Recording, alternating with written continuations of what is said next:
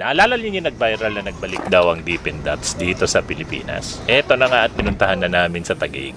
Favorite daw niya to nung bata. Kaya tinan natin kung uubra ang nostalgia at masasarapan pa rin si Tryhard Girl dito.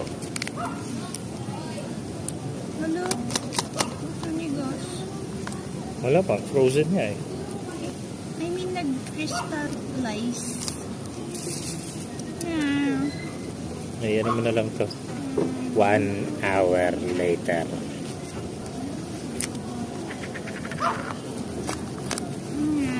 Pangit.